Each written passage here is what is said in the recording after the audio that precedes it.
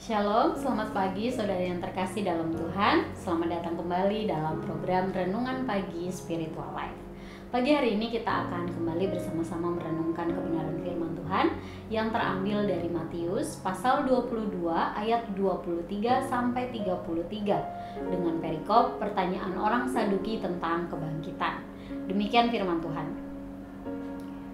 Pada hari itu datanglah kepada Yesus beberapa orang Saduki yang berpendapat bahwa tidak ada kebangkitan.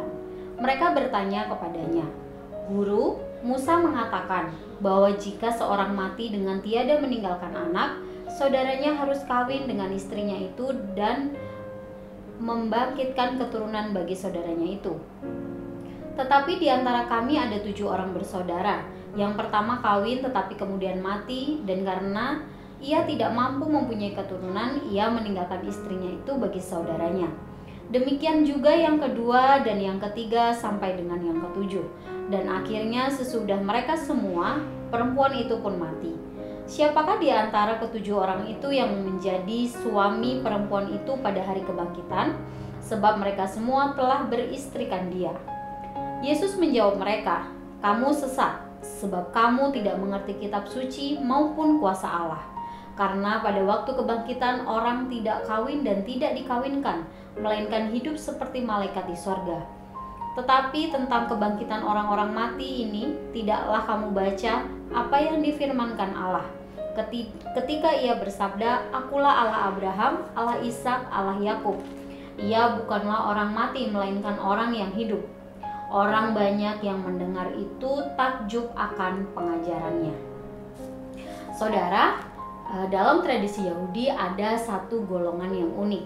Mereka tidak percaya bagian kitab suci yang di luar selain Taurat Musa. Mereka juga tidak percaya bahwa ada kebangkitan orang mati.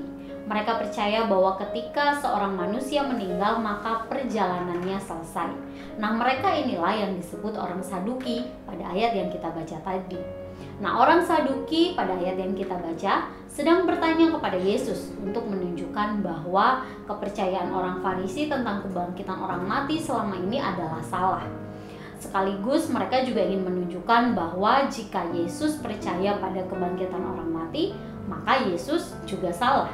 Nah, oleh karena itu orang Saduki ini memberikan contoh kasus di mana ada seorang perempuan yang harus dinikahi oleh 7 orang laki-laki bersaudara karena setiap orang yang menjadi suaminya meninggal. Nah, yang menjadi pertanyaan mereka adalah di dalam kebangkitan nanti, siapakah di antara 7 orang laki-laki yang akan menjadi suaminya nanti? Ya, ini terdapat di ayat 24-28. Jawaban Yesus atas semua pertanyaan ini memperlihatkan kekeliruan mereka, yakni orang Saduki, dalam memahami kitab suci.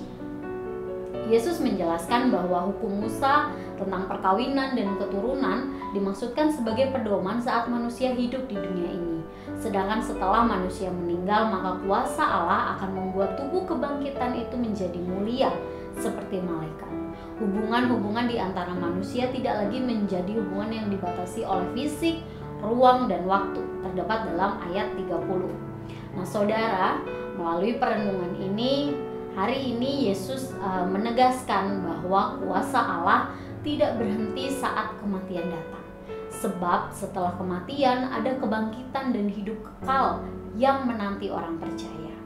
Oleh sebab itu, marilah kita menyadari bahwa seharusnya kita hanya mengarahkan fokus hidup kita pada hal-hal yang bersifat kekal dan bukan pada kenikmatan duniawi.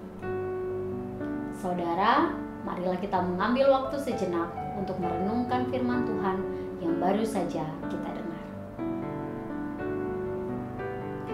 Saudara, apakah fokus hidup kita selama ini? Sudahkah kita berfokus pada hal-hal yang bersifat kekal? Atau kita hanya berfokus pada kenikmatan duniawi yang bersifat sementara? Jika selama ini kita hanya berfokus pada hal-hal duniawi, maka marilah kita mengambil waktu sejenak untuk mendoakan hal tersebut. Berdoalah agar Tuhan mengubahkan hidup kita sehingga kita mampu untuk berfokus pada hal-hal yang bersifat kekal dan membangun kehidupan kerohanian kita.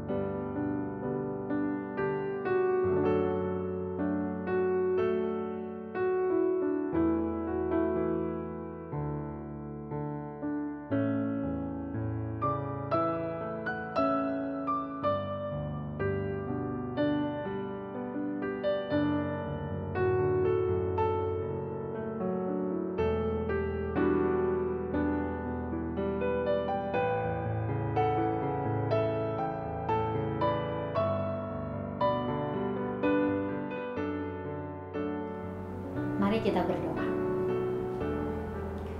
Tuhan Yesus, kami mengucap syukur untuk kasih dan kemurahan Tuhan sehingga hari ini, pagi hari ini kami bisa kembali bangun dengan tubuh yang sehat. Dan saat ini Tuhan, kami sudah merenungkan kebenaran firman Tuhan yang mengingatkan kepada kami bahwa seharusnya hidup kami selalu berfokus pada hal-hal yang bersifat kekal, hal-hal yang membangun kerohanian dan membangun iman kami. Ya Tuhan, ampuni kami jika selama ini kami terlalu fokus pada hal-hal yang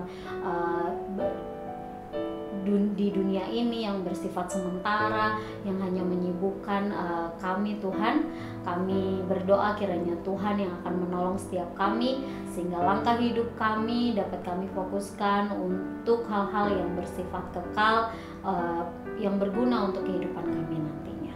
Tuhan, kami berdoa menyerahkan hidup dan apapun yang akan kami lakukan hari ini, kiranya Tuhan yang akan menolong setiap kami. Dalam nama Tuhan Yesus kami berdoa dan mengucap syukur. Haleluya, amin. Selamat pagi, selamat beraktivitas. Tuhan Yesus memberkati.